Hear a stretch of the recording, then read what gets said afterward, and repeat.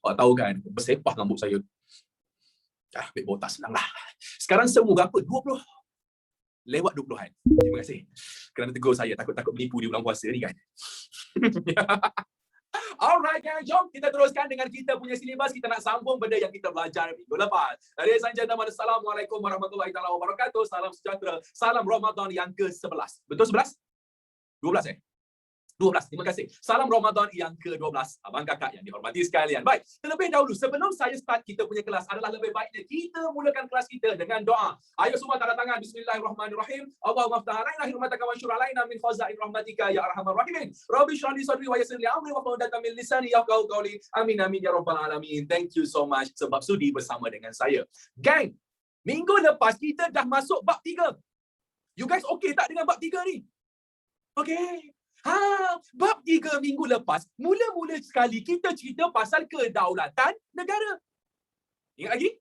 Kita cerita pasal kedaulatan negara, ada kaitan dengan apa? Ada kaitan dengan kedaulatan. Maafkan saya, bukan kedaulatan Allah, sorry. Teringat topik Form 5 tadi. Maafkan saya. Korang sekarang Form 4. Kita belajar pasal nasionalisme negara kita. And nasionalisme yang kita belajar, kita borak pasal Tok Janggut kan?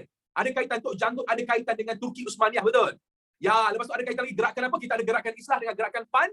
Islamism. Thank you so much. Okay. Itu pasal nasionalisme awal di negara kita. Lepas tu, barulah kita masuk pasal apa kita panggil sebagai Perang Dunia Pertama.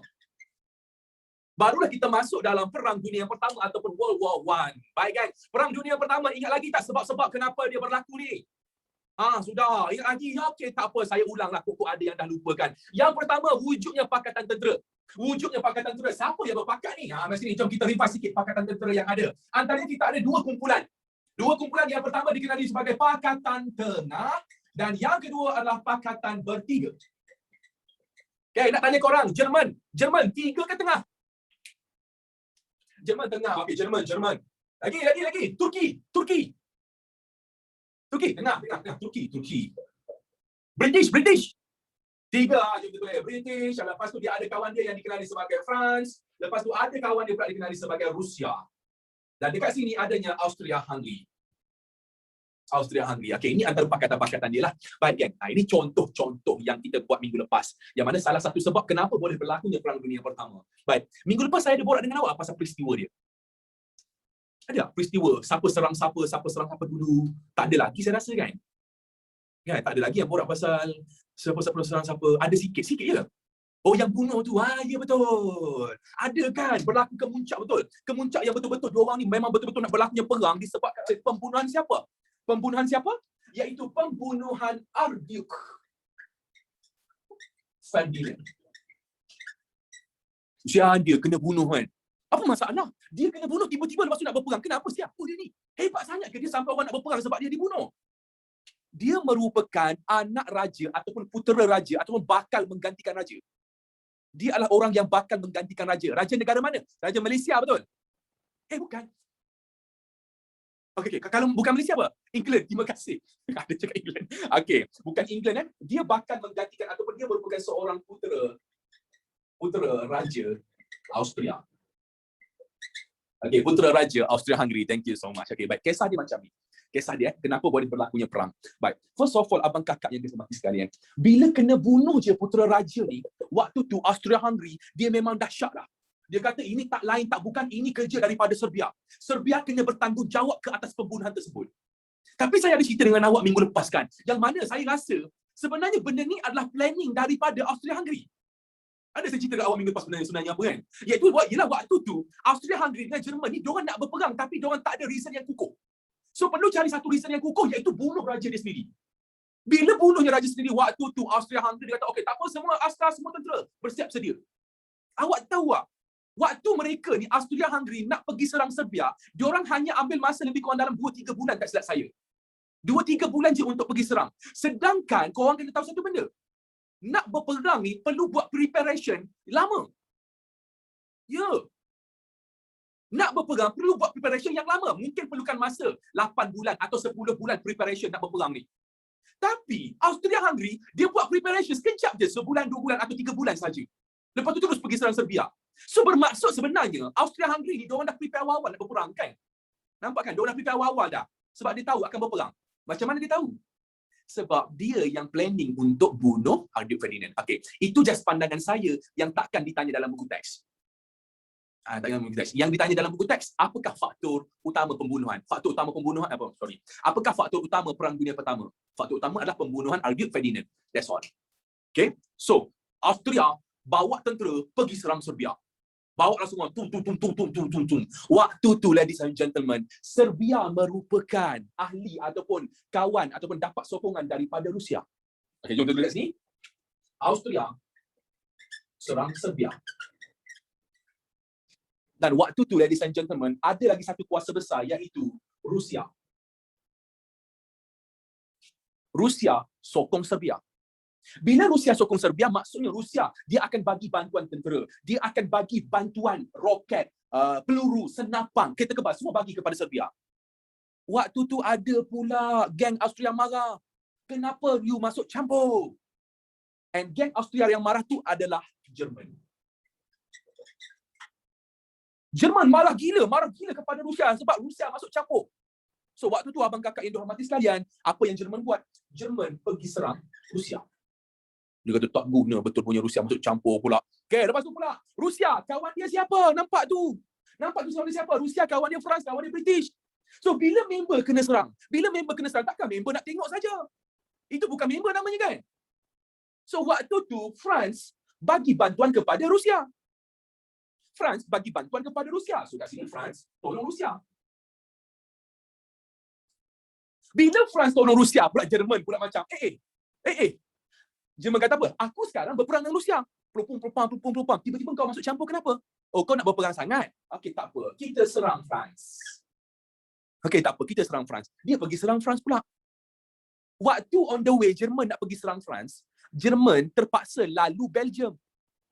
And Belgium tu adalah hak milik British. So jadinya British pula, hey, kau nak berperang, kau berperang lah. Tapi jangan masuk kawasan gua dia. Ada ibarat macam itulah kan. So, apa jadi? British marahlah kepada Jerman pasal apa? Masuk kawasan dia. So, apa jadi? British serang Jerman. Kau-kau kan, nampak Jerman dia berperang dengan berapa negara tu? Kau kan, 3 negara. Okey, ini peristiwa ni dia kadang-kadang tanya dalam exam tapi dia tak tanya secara detail pun, biasa objektif saja. Teruk nak Jerman dia kuat kan? Agak-agak kau orang seorang lawan 3. Biasanya siapa yang akan kalah biasanya? Kalau seorang lawan 3, mesti Jerman akan kalah, betul? Jerman akan kalah kan? Tapi Jerman menang, babe. Sabar dulu Jerman menang dan Jerman hampir menang Perang Dunia Pertama tau. Ya, Jerman hampir menang Perang Dunia Pertama. Yang mana waktu tu Rusia betul-betul nak kalah dah. Rusia kau-kau dah nak hampir kalah kau-kau dah. Dan bila Rusia nak kalah, apa jadi? British nak bagi bantuan. Tapi British nak bagi bantuan, British terpaksa masuk kawasan Turki Uthmaniyah. British terpaksa pergi laluan lain. Dia boleh pergi laluan. Ada laluan yang tak masuk Turki Uthmaniyah. Tetapi British terpaksa ikut laluan Turki. So bila British nak pergi tolong Rusia, lalu Turki. Turki pula jadi macam, pasal apa masuk kawasan saya? Kalau nak berperang-berperanglah sendiri. Waktu itulah Turki terlibat dalam Perang Dunia yang Pertama. So Turki tak puas hati. Turki pergi serang British. Berperang dengan British. So ini basically Perang Dunia yang Pertama. Kelam kabut nampak kan? Kelam kabut jadian. Ini perang sana, ini perang sini. Itulah Perang Dunia. Kalau tak kelam kabut, bukan Perang Dunia. Nama dia. Dia berperang habis-habisan kan? And awak tahu, pernah tengok video saya? Ada tengok tak video saya yang terbaru ni, yang pasal apa strategi yang digunakan oleh tentera waktu nak hantar mesej tu? Tengok tak tu? Belum lagi. Pergi tengok, ada dekat IG saya. Okey, benda ni tak habis lagi tau cerita perang ni. Ya, disebabkan Jerman terlampau hebat, Jerman terlampau kuat. British, France dengan Rusia, diorang cari pelbagai cara untuk lemahkan Jerman. Salah satu cara untuk lemahkan Jerman adalah mereka hantar perisik duduk dekat Jerman. Perisik tu macam spy untuk cari apa kelemahan dia. Dan spy ni nak hantar mesej, dia kena hantar bersembunyi, dia kena hantar senyap-senyap. Dia tak boleh macam, dia tak boleh nampak kantoi sangat kan. So, dia gunakan satu cara untuk hantar mesej. Cara apa? Tengok dekat IG saya. Nampak aku promote. Bukan saja nak promote ni, tapi follow lah sekali IG orang ni apa. Follow pun tidak. Kau mentang-mentang aku tak ada rambut, kau tak nak follow kan. Wajar betul. Okay, cukup. Okay, belum habis lagi. Follow back lah. Oh, iya ke? Kena follow back balik Takkan saya nak follow back semua. Follower saya ada 35,000 kan. Takkan saya nak follow back semua. Agak-agak lah aku nak tengok 35,000 story. Memang tak lah cerita dia.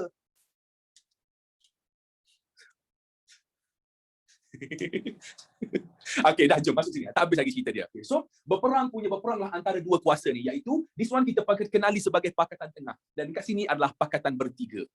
Okay, lagi saya ulang, ini adalah Pakatan Tengah dan ini adalah Pakatan Bertiga, dan diorang berperang. Okay, tetapi waktu tu ada satu tentera kerajaan yang kuat, tapi dia tak join perang. Dia nak berperang. Dia nak. Tapi dia tak join. Sebab tak ada sebab. Siapa? US lah, US. Switzerland bagus. Switzerland dia betul-betul tak berperang. Dia tengah-tengah tau Switzerland ni. Korang tengok dalam buku teks korang, peta Switzerland kat mana. Betul-betul tengah-tengah perang. Okay, tapi Switzerland tak join. Tapi ada satu negara yang dia nak berperang. Tapi dia tak ada sebab. Iaitu negara yang dikenali sebagai USA. USA ni abang kakak yang dihormati sekalian. Amerika Syarikat ni, dia baik dengan British tau. Dia baik gila-gila nak mati dengan British ni. Okay, dia baik kau-kaunya. Cumanya waktu tu, dia tak tahu macam mana nak join perang. Sebab Jerman tak cari masalah dengan dia. Sebab Jerman, Australia dengan Turki, mana cari masalah dengan USA. Tapi waktu tu, dia nak join perang. Tahu dia buat apa?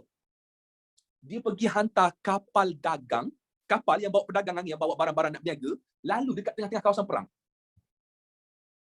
Tak, apa kejap? Okay, sorry, maafkan saya bahasa saya. Saya sikit saja, izinkan saya sikit je keluarkan. Apa kejadah ni? Banyak-banyak laluan dekat tengah laut tu. Tengah laut tu yang besar gila nak mati tu. Yang besar gila nak mati punya laut tu. Pasal apa lalu dekat kawasan perang? Kenapa tak elak je laluan lain? So, bila US, lalu je kapal dagang dia, ada kapal dagang lalu. Lepas tu Jerman buat apa? Jerman tembak lah. Pum, meletup. Bila Jerman tembak je, waktu tu Jerman mesti fikir, oh ini kapal British ni. Ini kapal Rusia ni. Lepas tembak je, time tu lah US. Okay, kita berperang. Dia serang kita kan? Kita berperang sekarang. Waktu tu US macam tu.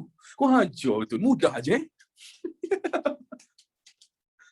Simple je dia. Yeah. Rasa nak carut. Nampak? Saya pun nak mencarut. Tapi tak boleh bulan puasa kan. Ada ibarat macam tu. So gang, US masuk campur. Bila US masuk campur, US pergi serang Jerman. Dan US serang Australia. Dan waktu ni British. Okay? Waktu US pergi serang Jerman, Jerman kalah. US serang Australia, Australia pun kalah. Dan British kalahkan Turki Uthmaniyah. So waktu tu abang kakak yang dihormati sekalian, seluruh geng-geng Pakatan Tengah kalah perang. Lepas US masuk campur. Faham? Itali mana sir? Okay, Itali ada. Itali awal-awalnya dia join sini. Okay, Itali awal-awalnya dia adalah Pakatan Tengah. Tetapi dia tak puas hati dengan Austria. Awak tahu kenapa siapa Itali tak puas hati dengan Austria ni? Sebabnya Austria ada ambil tanah jajahan Itali. Ada ambil tanah jajahan Itali. So lepas tu dia tak puas hati, bergaduh, dan Itali beralih kepada pihak sini pula. Ya. Yeah. So Itali pun berperang sekali. Adalah Itali berperang dengan Austria, dengan Jerman, dengan Turki. Diorang bergabung sekali. Okay, jap. Saya tengok ada tadi aku kata, cikgu saya ajar kat sekolah Turki tak masuk campur pun, sir. Ya, Turki tak masuk campur pun. Tapi disebabkan British masuk kawasan Turki. British masuk kawasan Turki. Waktu tu kan saya cerita apa? British dia nak pergi ke Rusia. Dia nak pergi ke Rusia. Tapi terpaksa lalu kawasan Turki. So Turki marah. Nak lalu minta kebenaran. Ini kau main masuk je. Dia buat macam tu. Okay. Baik. Malaysia side mana? Sudah. Kita Malaysia waktu ni kat mana? Kita kat mana Malaysia waktu ni? Kita dijajah oleh British, betul. Okay, so ada yang tanya, sir. So Turki ni side mana satu? Dia side tengah ke side bertiga? Turki ni side tengah. Turki ni side tengah sebab dia berperang dengan British. Okay, baik. Itu antaranya, ladies and gentlemen, abang kakak yang dihormati sekalian. Okay, baik. Settle? Settle? Faham dia punya? Nak screenshot itu tadi ke? So, apakah peranan Belgium dalam Perang Dunia Pertama? Okay, peranan Belgium secara umumnya ataupun secara generalnya apa tau? Nak screenshot dulu. Saya ingat yang nampak ni. Sekejap. Peranan Belgium secara umum, secara generalnya adalah dia adalah sebuah negara yang dijajah oleh British, dan peranan dia adalah jadi defense kepada France. Jadi defense kepada France. That's dia punya peranan lah, ladies and gentlemen. Okay dah. So, settle pasal Perang Dunia yang Pertama, iaitu peristiwa sahaja. Dan seterusnya sekarang kita nak masuk satu lagi.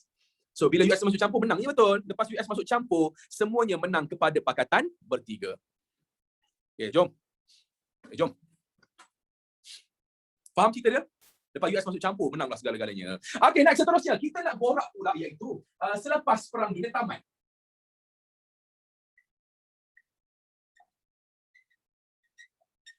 Okay, kita nak cerita pula apa jadi selepas perang tamat. Ingat lepas perang tamat dia akan habis macam tu je ke? Oh, habis perang dah, habis. Tak, macam kita je. Korang pernah bergaduh zaman kecil-kecil dulu? Zaman besar tak payah cerita. Zaman besar pernah bergaduh kan? Bergaduh kan? Bila bergaduh, kita waktu kecil bergaduh, lepas tu kita salam balik, betul? Ke memang tak salam dah? Macam, pergi mampu lah. Sampai bila aku tak maafkan kau? Macam tu? Tak kan? Kita salam balik biasanya sebab waktu kecil kan. Waktu kecil kita macam berkawan dengan adik ke abang ke apa salam bergaduh ke apa semua, tapi kita akan salam balik. Dan kita akan salam dan waktu tu kita berbaik semula, betul? Sama juga ni. Lepas perang tamat, diorang ni kena berbaik balik. Diorang kena berdamai balik. Tapi korang faham lah. Waktu korang tengah marah, korang punya salam macam mana?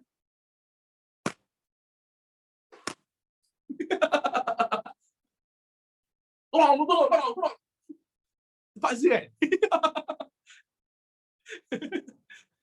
Salam tak relax. Ya betul, salam tak relax. Ya. Dan perdamaian yang berlaku selepas perang dunia tamat ni, perdamaian yang tak disukai. Dan lagi sekali saya cakap apa? Perdamaian yang berlaku selepas perang dunia ni adalah perdamaian yang tak disukai. Contohnya apa? Okey, baik. Ada dua siri perdamaian yang berlaku, ladies and gentlemen. Yang pertama, siri yang dikenali sebagai persidangan damai Paris. Persidangan damai Paris. Dan yang kedua, ladies and gentlemen, iaitu perjanjian Versailles. Okay. Dua-dua ni korang kena tahu apa cara diorang nak berdamai. Apa cara diorang nak berdamai? Diorang tu siapa? Diorang tu ni yang berperang tadi ni. Apa cara diorang nak berdamai? Ni dia. Tapi korang tahu tak, benda ni sebenarnya melibatkan siapa? Sebenarnya benda ni hanya melibatkan Jerman dengan yang menang saja. Austria-Hungary tak ada kena apa-apa. Turki tak ada kena apa-apa. Okay, apa maksud dia? Okey, jom kita tengok sini. Yang pertama, persidangan damai Paris, ladies and gentlemen. Baik. Satu persidangan ataupun satu perbincangan yang diadakan di Perancis. And perbincangan tersebut diadakan betul-betul dekat satu kawasan yang menarik dekat depan Eiffel Tower. And meeting tersebut diadakan dalam gerabak kereta api. Kenapa saya ceritakan benda ni? Kenapa saya ceritakan dekat Paris ada Eiffel Tower, ada gerabak kereta api? Sebab benda ni ada kaitan dengan Perang Dunia Kedua. Kau ingat saya cakap apa? Waktu ni, Jerman terpaksa tanda tangan yang mengaku dia kalah perang. Waktu persidangan damai Paris ni. Dia terpaksa mengaku yang dia kalah perang. Assalamualaikum. Waalaikumsalam. Boleh nak tanya sebab tadi ada trooper tanya, kami di pihak trooper ni pun tertanya-tanya lah. Yang Paris ni yang atas Kedah tu ke? Tak, bukan. Bukan eh? Bukan. Kami confused sikit ni. Kami tengah Paris dah. Okey, Paris tu yang dekat Kelantan. Yang ada Paris Mas. Oh, Paris kat Kelantan tu lah. Kelantan tu, guys. Okey. Terima kasih. Tolong clearkan. Thank you. Okey, sambung balik. Tadi saya cakap apa? Ingat peristiwa ni betul-betul. Iaitu dekat Paris, depan Eiffel Tower, dalam gerabak kereta api. Ingat betul-betul yang ni. Sebab ada kaitan dengan Perang Dunia Kedua. Okey, kita abaikan sekejap. So, apa yang dibincangkan? Waktu persidangan damai ni pelbagai perkara yang dibincangkan. Tetapi, time tu, ada satu cadangan daripada Presiden Amerika Syarikat. Dan cadangan tersebut dikenali sebagai 14 perkara Woodrow Wilson. 14 perkara Woodrow Wilson. Dia bincang banyak benda. Bincang macam contoh, Jerman mengaku kalah. Ya, kami mengaku kalah. Jerman, korang tak boleh buat macam ni dah. Okey, betul, kami takkan buat dah. So, Jerman kena banyak benda lah. Tetapi waktu tu, Presiden Amerika Syarikat, Woodrow Wilson, dia bagi 14 perkara kepada Jerman untuk Jerman ikut. Dan nasib baik kita tak payah hafal 14. Kita perlu tahu 2 prinsip saja. Woodrow tu nama orang, betul? Ini nama Presiden US. Nasib baik kita tak perlu ingat 14, tak perlu hafal 14 dan kita tak belajar 14 perkara. Kita perlu belajar yang mana Woodrow Wilson ni ada 2 prinsip saja. 2 prinsip. Apa dia prinsip dia? Okey, prinsip dia yang pertama iaitu nasib negara. Nasib negara dan yang kedua adalah sempadan negara. Apa benda ni? What is this, man? Apa kaitan? Apa kaitan nasib negara, sempadan negara? Kami tak tahu, sir. Tak apa, jangan risau. Kepada tak tahu, perhatikan betul-betul. Okey, berhenti menulis. Ambil sini. Nak bagi korang faham. Okey, yang ini tidak dinyatakan dalam buku teks, cuma saya bagi korang faham je. Baik. Waktu sebelum Perang Dunia yang pertama berlaku, Turki Uthmaniyah, Jerman, Austria-Hungary, mereka merupakan sebuah empire. Mereka merupakan sebuah empire. So kan, bayangkan sekarang dia adalah empire. Tahu tak empire? Apa benda tu? Dapat gambaran tak? Apa tu empire? Tak dapat gambaran. Okey, tak apa. Empire ni maksudnya adalah gabungan beberapa negara untuk jadi empire. Kerajaan yang begitu besar. Macam contoh, saya bagi empire Turki. Dalam empire Turki ni ada macam-macam negara-negara yang lain. Okey, waktu tu belum wujud negara lagi. Cuma waktu tu, contoh kita ada apa? Kita ada Iran. Lepas tu kita ada Arab Saudi. Let's say, contoh. Turki kan, kita ada Turki. Okay, lagi apa negara Arab lain? Kita ada apa? Iraq. Lagi negara Arab yang ada. Jordan. Oman. So, semua ni adalah gabung jadi satu empire Turki Uthmaniyah. Senang cerita dalam bahasa lain, ni semua negara Turki lah dulu kan? Dalam bahasa lain dia. Betul? Itu dia. Yes. That's the empire Turki. And awak tahu tak? Ada certain rakyat dalam ni nak keluar daripada Turki Uthmaniyah. Contohnya Syria, dia tak nak duduk di bawah Turki Uthmaniyah. Dia orang nak pemerintah sendiri, Syria. Yang kedua, Lebanon. Mekah, Madinah semua. Ya betul, semua negara Arab, semua negara Arab termasuk Mesir, Afrika tu, semuanya empire Turki. Turki besar. So, mereka ni nak keluar daripada Turki Uthmaniyah, dia orang dah tak nak duduk di bawah Turki Uthmaniyah. Mereka nak pentadbiran sendiri. Jadinya, Woodrow Wilson kata apa? Woodrow Wilson kata, nasib negara ditentukan oleh rakyat.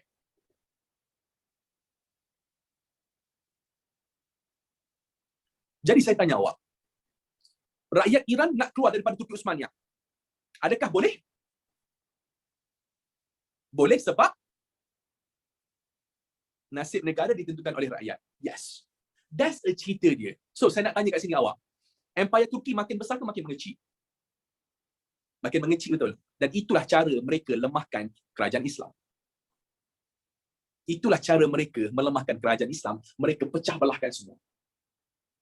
Dia pecah belahkan semua. Bergaduh semua. Sampai sekarang bergaduh. Faham? So, bila bergaduh, kuat tak Islam? Tak kuat. That's why Turki tak kuat. Okay? Itu dia. Okay, baik. Next. Sempadan negara. Okay, baik. Waktu Iran dah tak nak duduk di bawah Turki Uthmaniyah. Iran nak keluar, nak wujudkan dia punya negara sendiri. Tapi waktu tu, macam mana nak tentukan, Iran dengan Turki sempadan ni dekat sini ya? Sempadan dekat sini ya? Macam mana nak tentukan? Tak salah, dekat sini mesti. Okay, mungkin sempadan situ. Macam mana nak tentukan? Nak tentukan sempadan setiap negara ditentukan berdasarkan persamaan bangsa.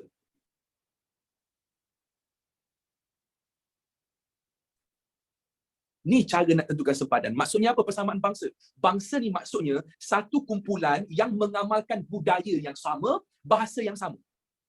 Lagi sekali saya ulang. Bangsa ni maksudnya satu kumpulan rakyat yang mengamalkan budaya sama, bahasa sama. So maksudnya pihak-pihak yang menang perang tadi ni, dia akan pergi dekat Iran, dia akan check. Dekat mana bahasa yang sama? Dekat mana bahasa sama? Sampai mana budaya diorang sama? Dia akan check. So dia jumpa lah, sini bahasa lain. Ini bahasa lain. Dia buat sempadan macam tu. Faham? Itu cara mereka buat. Sebab tu saya cakap, dengar betul-betul, Cikgu mana-mana akan borak dengan awak, negara wujud selepas Perang Dunia yang Pertama. Sebelum tu, kita tak ada negara, kita ada empire. Kita ada empire, kita ada kerajaan. Lepas tu baru adanya negara dan negara. Okey. Faham kat sini? Mudah je kan? Mudah saja. Okey, itu antaranya persidangan damai Paris. Nak screenshot, nak salin silakan. Baru faham konsep empire. Ya, baru faham.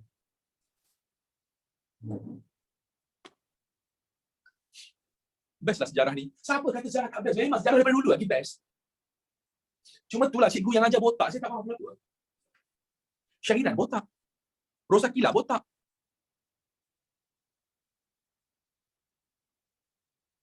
Lah, kau tak tahu? Rosakila botak. Dia pakai tudung tu saja je tu. Dia nak tutup tu. Dia botak sebenarnya. Tak percaya. Kau ada kelas dengan dia bila? Kau ada kelas dengan dia bila? Khamis malam. Nanti kau tanya, Sir betul ke Sir Syamil cakap? Sir pula. Cikgu betul ke? Cikgu Sir Syamil cakap dia botak. Tanya dia. Tak apa. Habis dia kena kerati nanti. Bulan puasa tak baik tipu. Betul juga kan? Okey. Saya tipu tadi tu. Tapi korang tanyalah dia. Okay dah. Kentoi. Macam mana bulan puasa tak baik tipu kan? Okey, tak apalah. Okay dah. So, that's a persidangan damai Paris. Dan seterusnya, kita ada lagi satu perjanjian Versailles. Okay. Versailles adalah nama tempat, Paris pun nama dia tempat. Okay. So dua-dua merujuk kepada tempat. Cumanya yang ini adalah meeting. Yang ini adalah meeting. Oh, jangan lupa nak tanya. So gang, maksudnya kalau ada Empire Jerman, Jerman pun jadi kecil lah kan? Kalau kat sini kan? Empire Austro-Hungary pun jadi kecil betul. Sebab berpisah lah kan? Semua empire tu. Okay, very good. Baik, dekat sini pula. Perjanjian Versailles. Baik. Perjanjian Versailles adalah satu perjanjian yang ditandatangani oleh dua pihak. Of course, takkan perjanjian satu pihak saja. Takkan perjanjian kita dengan diri sendiri. Itu bukan perjanjian. Tak pernah ke? Oh, pernah ada perjanjian diri sendiri? Pernah kan?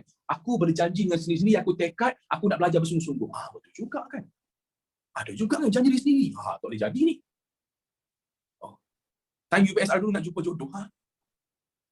Berjanji nak jumpa jodoh. Habis tu kalau tak jumpa, oh itu azam. Oh itu azam. Oh, azam tu kawan saya. Dan azam tu yang kita dengar waktu maghrib nanti. Okey, faham. Okey, terima kasihlah korang. Macam-macam hari ni aku dengar Oh itu azan pula. Okey dah, cukup. Okey dah. Perjanjian Versailles yang berlaku di antara dua pihak. Siapa dia? Yang pertama yang buat perjanjian tersebut adalah Jerman, dan yang kedua, ladies and gentlemen, adalah Pakatan Bertiga. Siapa? Okey. Persidangan damai, semua perang terlibat. Semua siapa-siapa yang join perang semua kena masuk dalam ni. Sebab kita nak berdamai, kita dah bergaduh tadi, kita nak berbaik dah. So persidangan damai semua masuk. Perjanjian Versailles, Jerman dan Pakatan Bertiga sahaja. Siapa Pakatan Bertiga? Pakatan Bertiga tu kalau tengah nampak kat ujung tu, adanya British, adanya France dengan Rusia. So tiga kuasa tu buat perjanjian dengan Jerman. Ya, geng-geng yang menang. Masalahnya apa isi kandungan dia kan? Apa isi kandungan dia? Isi kandungan dia, ladies and gentlemen. Mari sini jom kita tengok kesian Jerman kena tau. Okay, yang pertama. Macam mana kan dah kena? First, Jerman serahkan tanah jajahan. Okay, Jerman kena lepaskan tanah jajahan. Okay, awak boleh tengok dalam nota saya tu. Nota saya tu ada tulisan yang sengit-sengit tu. Okay, itu tak masuk exam sebenarnya, yang italic tu. Cuma saya just bagi tahu dekat situ apa kawasan tanah jajahan Jerman yang terpaksa Jerman lepaskan. Okay, nampak? Ada tulis apa? Wilayah Alsace, Lorraine diserah kepada Perancis. Nampak? Perancis dapat, Belgium dapat, lepas tu lagi Poland, Rusia pun dapat. So, tak gunakan Jerman terpaksa lepaskan dia punya tanah jajahan bagi kepada orang lain. Setuju? Itu yang pertama. Dan yang kedua, ladies and gentlemen,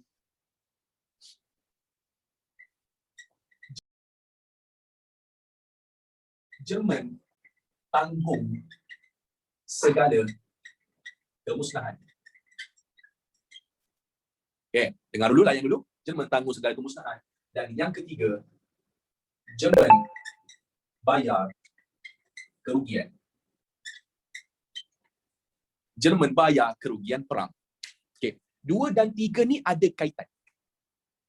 Jerman tanggung segala kemusnahan yang berlaku. Tak kisahlah dekat Perancis ke, dekat Austria ke, dekat Turki ke, Jerman kena tanggung semuanya. Nampak? Macam wow gila kan? Macam wow, semua Jerman kena. Ya. Dan seterusnya, Jerman kena bayar kerugian kepada Pakatan Bertiga. Jerman kena bayar kerugian kepada Pakatan Bertiga. Maksudnya, awak tahu Jerman berhutang apa? Berapa Pakatan Bertiga rugi? Pakatan Bertiga rugi sebanyak 120 juta.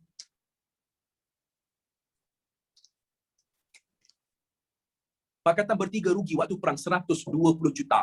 Juta dolar ke euro ke saya tak tahu. Waktu saya rasa euro lah waktu tu. 120 juta dia rugi. Dan awak tahu berapa dia kena tanggung kemusnahan ni? Jerman kena tanggung kemusnahan sebanyak 60 juta. Setotal Jerman kena bayar sebanyak 180 juta. Tapi masalahnya kenapa Jerman kan? Masalahnya kenapa Jerman kan? Pasal apa kenapa Jerman? Awak tengok Jerman berperang dengan siapa? Jerman berperang dengan tiga-tiga ni. Tengok Jerman berperang dengan tiga tu. Memang dia kena bayar cerita dia. Dia kuat sangat dah, dia kalah, dia kena lah. Dia kena bayar tu Dan dan okey. Kalau awak di tempat Jerman, awak rasa puas hati tak? Betul tak puas hati kan? Marah betul. Dahlah kita hilang tanah jajahan, kita kena bayar. Sebab tu kita waktu nak berdamai tu kita bersalam macam ni. Marah. So, Jerman marah. Agak-agak Jerman balas dendam tak? Pada dendam kan? Ya, itu yang berlakunya Perang Dunia Kedua. Sebab dendam. Okay, itu yang ketiga. Dan yang keempat abang kakak yang dihormati sekalian, iaitu yang keempat, hadkan saiz tentera. Yang ni korang jangan jadi pembaris. Hadkan saiz tentera tu maksudnya apa sih? Maksudnya siapa tentera yang pakai baju M saja yang boleh jadi tentera. Bukan. Habis itu saya yang pakai baju saya S ni tak boleh ke? Betul. Bulan puasa tak baik tipu. Okey. XL. Habis itu saya yang pakai XL tak boleh ke?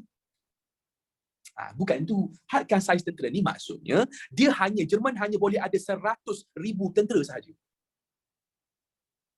100,000. Okay, mesti korang tak dapat gambaran kan 100,000 ni banyak ke tak sebenarnya?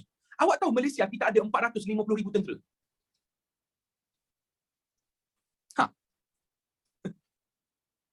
Ya. Kita Malaysia ada 450,000 tentera. Walaupun negara kita kecil je. Nak berbanding dengan Jerman. Jerman kena buat 100,000. Nampak tak? Memang marah. Memang macam, apa hal pula? Itu yang Jerman marah pada Perang Dunia Kedua. Dan yang kelima, benda ni saya tak tahu. Rasa benda tak ada dalam buku teks kot. Okay? Dan yang kelima, benda yang tak ada dalam buku teks saya rasa. Tetapi kalau ada, bagi tahu saya. Jerman tak boleh buat senjata baru. Saya rasa tak ada. Ada Jerman tak boleh buat senjata baru. Jerman kena guna saja senjata lama. Dan Jerman tak boleh nak jual senjata juga. Kesian, banyak gila dia kena ikut. Kau-kaunya. So, dan awak tahu siapa yang tanda tangan ni? Memanglah Jerman. Yahudi yang tanda tangan untuk Jerman. Kan dekat Jerman kan ada Jews yang kita panggil lah. Siapa-siapa tak tahu Yahudi, Jews. Jews yang pergi tanda tangan dia. Okay. Rakyat Jerman, Jews adalah rakyat Jerman juga satu ketika dahulu. Jews adalah rakyat Jerman satu ketika dahulu. Dan mereka lah juga yang pergi tanda tangan semua benda ni. Ya. Sebab tu salah satu sebab kenapa kebanyakan rakyat Jerman tak suka kepada Jews. Dan kenapa Hitler benci gila nak mati kepada Jews. Itu salah satu sebab. Ya. Dan antara sebab lain awak tahu kenapa? Hitler bunuh Jews. Hitler, kenapa dia bunuh kau-kaunya Jews ni, Yahudi ni? Tahu sebab apa? Sebab ni. Apa kaitan dia? Okay, ini just pandangan saya. Okay, tapi benda ni tak ditulis pun. Tapi saya sepandangan saya saja. Benda ni tak ditulis pun. Okay. Pandangan saya saja kat sini. Awak bayangkan dekat dalam Jerman. Katakanlah dekat satu kawasan ada kampung kat sini, bandar Jews. Bandar Yahudi. Okay, kalau ikutkan Woodrow Wilson, boleh tak Yahudi, diorang ni nak buat negara diorang sendiri dekat Jerman? Boleh tak? Sebab Woodrow Wilson betul. Macam mana nak tentukan sempadan? Berdasarkan persamaan bangsa. Bangsa Jerman dengan bangsa Yahudi tak sama. So mungkin salah satu sebab kenapa Hitler nak bunuh semua Yahudi, sebab dia tak nak adanya Yahudi dalam Jerman. Takut Jerman jadi makin kecil. Baik. Itu just pandangan saya saja, tapi tak ada tulisan dalam mana-mana fakta pun. Itu je pandangan saya. Okay? Clear cerita dia? Korang semua tengah-tengah ke apa tadi? Macam kenapa tak respon?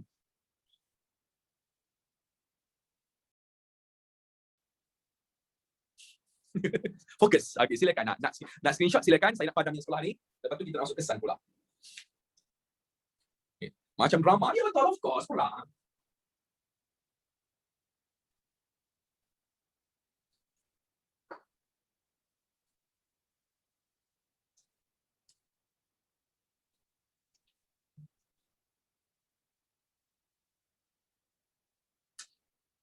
Ini semua konspirasi je.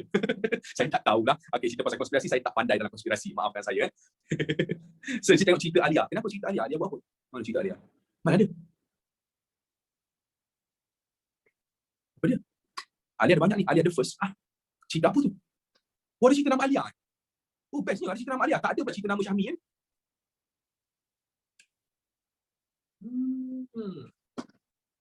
Ada juga cerita nama Alia. Nama Syahmi tak ada cerita pula. Best juga Alia ni punya. Okay, dah, jom. Settle pasal perang tamat. Dah dapat ini? Selepas perang tamat dah habis dah. Itu yang berlaku, peristiwa yang berlaku selepas perang tamat. Dan seterusnya kita nak borak pula apa kata jadi ataupun apakah kesan-kesan Perang Dunia Pertama. Okay. kesan-kesan Perang Dunia yang Pertama. Ladies and gentlemen, laju punya, ayo kita bergerak. Yang pertama iaitu keruntuhan sistem beraja.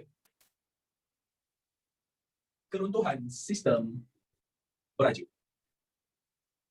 Apa maksud dia kat sini keruntuhan sistem beraja? Maksud dia, kalau dulu ada negara yang mengamalkan sistem pemerintahan raja, tapi sekarang dah tak ada. Itu maksudnya keruntuhan beraja. Contohnya negara mana? Tak payah ambil jauh-jauh. Contohnya kita ambil negara Jerman. Yang mana, ladies and gentlemen, sebelum ni Jerman ada seorang raja. And rajanya dikenali sebagai William Kaiser. Ataupun Wilhelm Kaiser. Ini raja Jerman. Tapi disebabkan dialah disebabkan dialah berlakunya Perang Dunia yang Pertama dan berlaku Perang Dunia yang sangat-sangat teruk. Lepas tu disebabkan dia jugalah Jerman kalah perang. Apa dia? Awak tahu tak? Jerman waktu tu tak habis perang lagi, tengah berperang dan diorang boleh perang lagi tau. Tapi tiba-tiba Wilhelm Kaiser ni angkat bendera putih. Dah kenapa? Entahlah kenapa dia tiba-tiba macam tu. So apa jadi? Waktu tu lah, ladies and gentlemen, Wilhelm Kaiser terpaksa turun tahta. Okay, dia terpaksa turun tahta dan terpaksa lari ataupun dapatkan perlindungan politik Belanda. Maksudnya dia lagi duduk kat Belanda. Kaiser Wilhelm. Okay, sorry kalau saya salah tu. Bukan Wilhelm. Tak kisahlah, tak apa. Ini exam tak apa. Wilhelm Kaiser dengan Kaiser Wilhelm tak apa. Okay, baik. Itu yang pertama, sistem pemerintahan beraja di Jerman. Okay, lagi. Apa jadi lagi? Kita ambil dua contoh je sebab kita nak kejar masa. Pukul berapa sekarang ni? Pukul 2.05 kita nak kejar masa. Kita kejar masa. Belanda dekat mana? Belanda pun sama dekat Eropah. Sebelah saja dengan Britain. Dia dekat je tu, antara Jerman dengan Belanda tu. Okay, next, seterusnya. Kita ambil dua je contoh kat sini. Dua je contoh berkaitan dengan keruntuhan sistem beraja. Lepas tu kita pergi kepada contoh lain. Sebab takut korang nanti tak cukup masa. Next, seterusnya. Okey, keruntuhan sistem beraja berlaku juga kepada apa yang kita panggil sebagai sebuah negara yang dikenali sebagai Turki Uthmaniyah.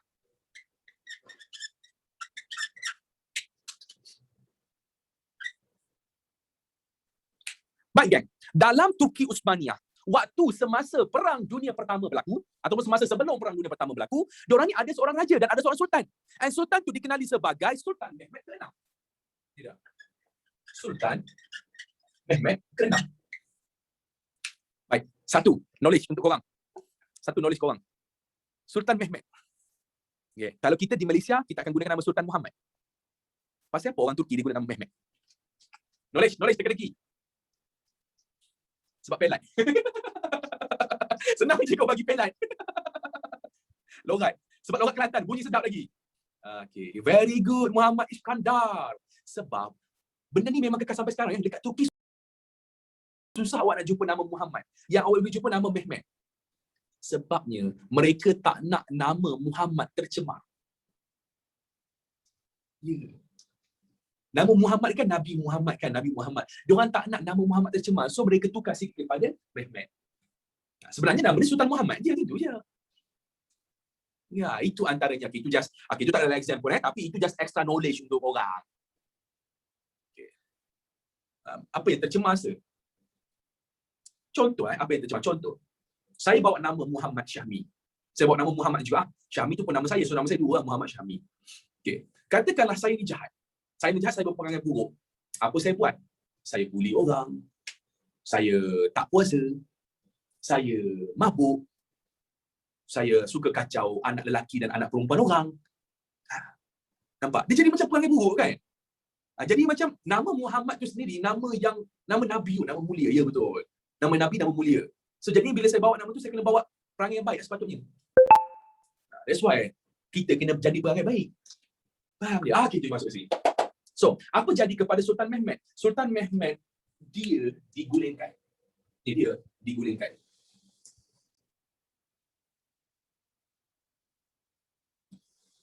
Dan awak tahu siapa ganti dia? Selepas Sultan Mehmed digulingkan, dia pening tak sir? Kacau kau. Bukan digulingkan dia. Bukan yang tu. Faham kan? Dia dijatuhkan lah. Dan dia digantikan oleh siapa? Sultan Mehmed digantikan oleh seorang pemimpin yang dikenali sebagai Mustafa Kemal Atatürk. Okay, Mustafa Kemal Atatürk. So saya nak tanya, adakah kat Turki masih ada raja selepas Mustafa Kemal Atatürk ambil? Adakah masih ada raja? Dah tak ada kan? So tak ada sistem pemerintahan beraja dan ini pun tak ada sistem pemerintahan beraja. Yang wujud hanyalah sistem pemerintahan republik. Lagi sekali saya ulang Yang ini pun dah tak ada raja, yang ini pun dah tak ada raja. So wujudnya sistem pemerintahan republik. That's why kita panggil keruntuhan sistem beraja. Okay, lagi sekali saya, kenapa apa? So wujud presiden lah, ya betul. Adanya presiden Jerman, salah satunya jadi presiden siapa? Tu misai kontok dua tu. Itulah, itu presiden Jerman. Dekat Turki pun sama, Mustafa Kemal Atatürk merupakan presiden. And dia ni lah, okay, sorry, I have to say this word, dia lah antara orang yang menghancurkan agama Islam. Tak tahu, tapi ada rakyat Turki yang sayangkan dia dan ada rakyat Turki yang tak suka dia. Sebab dia pun ada baik dia ada baik dia dan ada jahat dia, betul ni. Okay. Misalnya kontok tak? Bukan dia. Bukan yang ni misal kontok tu Hitler lain. Awak tahu tak, Mustafa Kemal Atatürk ni lah punca kenapa British boleh pecah belahkan Turki Uthmaniyah. Dan dia juga lah salah satu punca kenapa Turki Uthmaniyah kalah perang dunia yang kedua. And waktu dia jadi presiden Turki, yang pertama orang perempuan tak boleh bertudung. Orang perempuan diharamkan bertudung. Dia Islam Dia Islam. Ya, di Islam. Ya. Siapa lantik dia, sir? British lah. Okay, orang perempuan tak boleh bertudung. Itu yang pertama. Tapi benda tu macam tak pelik kan? Benda tu macam tak pelik sebab ada je dalam dunia sekarang ni pun ada je. Ada je sekarang kan? Awak tahu tak? Dia tak bagi azan dalam bahasa Arab dekat Turki. Dia kata kalau nak azan boleh, tapi azan dalam bahasa Turki. Tak boleh guna bahasa Arab.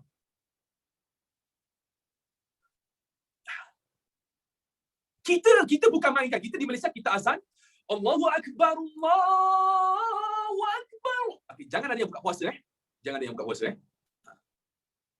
Risau ni korang. Tapi you imagine kalau kita dekat Malaysia azannya Allah Maha Besar, Allah Maha Besar. Tak ke peliknya bunyi dia? Ya, itu yang berlaku dekat Turki tau. Pelik. Di bawah pimpinan dia. Risau kadang-kadang. Saya pun risau kadang-kadang. Okay, buka puasa guys. Sabar dulu guys. Jangan buka puasa lagi guys. Itu azan subuh guys. Itu azan subuh lain. Azan subuh menandakan sahur betul. Bukan buka puasa. Nampak? Okay, macam mana dia meninggal? Waktu dia meninggal, dia tidak diterima oleh bumi, yang mana mayatnya tak boleh ditanam. Mayatnya tak boleh ditanam, cuma dia disimen. Dia hanya disimen saja. Dia tak boleh ditanam dalam tanah. Itu bukan Fir'aun ke sir? Tak, dia pun sama. Kenapa tak boleh tanam? Tak tahu. Bumi memang tak terima. Tanah maksud tak boleh nak masuk dalam bumi. Tak boleh nak masuk dalam tanah, tak boleh nak masuk. Macam tak boleh nak masuk tu? Sudah. Yang tu saya tak boleh nak explain sebab tak ada video waktu tu. Lipat lah. Lipat ke tak boleh nak masuk.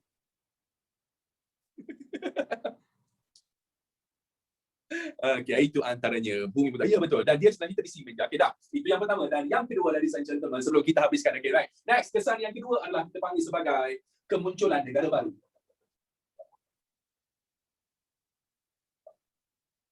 Okay, yang ni saya minta korang untuk korang baca sendiri. Empire. Contoh. Kita ambil Empire Turki. Okay, apa negara baru yang muncul? Contohnya ada negara seperti Iraq, Syria. Ini contoh. So korang go through setiap empire, tak payah hafal semua, hafal 2 negara saja.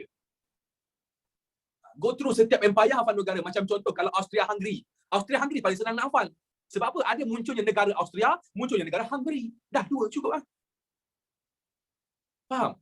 Lepas tu pula dekat Rusia wujudnya negara Poland. Rusia pun berpecah. Wujudnya negara Poland, wujudnya negara Latvia. Okay? Sebab apa boleh wujud negara baru ni? Kenapa?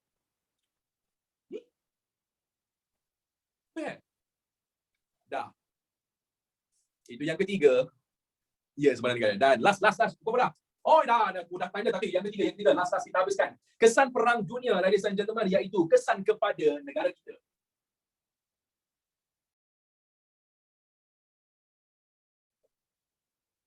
Apa kaitan tu negara kita tak join pegang? Kok tiba-tiba apa yang ada kaitan dengan negara kita ni? Macam tak ada kaitan apa-apa je. Siapa kata tak ada kaitan? Kaitan dia, abang kakak yang dihormati sekalian. Ni, apa kaitan dia? First, British halang kebangkitan Melayu. Layan dia dulu, jangan saya explain. British halang kebangkitan Melayu. Dan yang kedua, British guna undang-undang tentera. Dan yang ketiga, ladies and gentlemen, British monopoli ekonomi tanah Melayu. Mari sini. Ya betul. Mari sini saya nak cerita kat korang pasal benda ni. Okay. Menjawab kepada persoalan awak yang berkaitan dengan geng-geng gerakan Islam.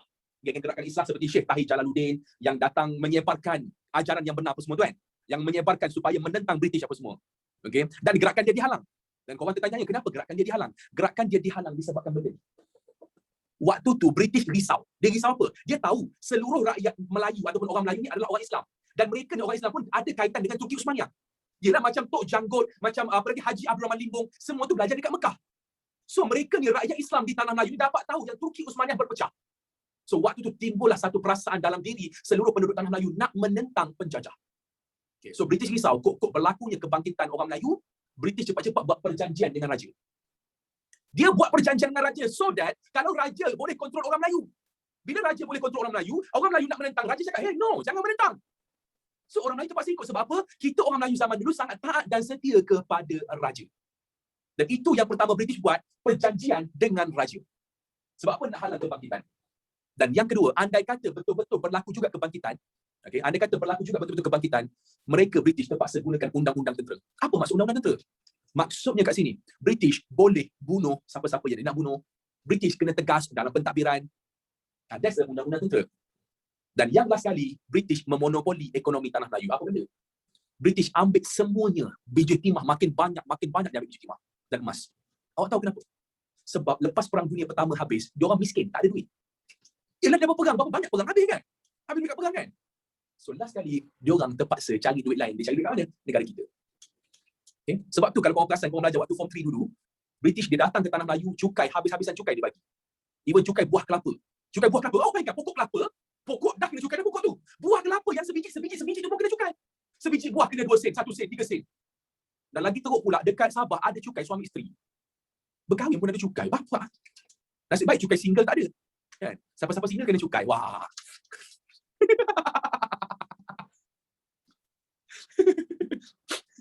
Tak payah kahwin macam tu. Ya betul. So macam itulah cara diorang nak backup balik. Okay? Benda yang sama akan berulang waktu Perang Dunia yang Kedua. Dan nanti saya akan cerita dengan korang pasal Perang Dunia Kedua minggu depan. So ladies and gentlemen, I think that's all from me. Thank you so much untuk join kelas hari ini. Okay? Thank you. Itu saja daripada saya. Bye-bye semua. Assalamualaikum warahmatullahi wabarakatuh. Bye. Nyanyi sikit. Kelas dah habis.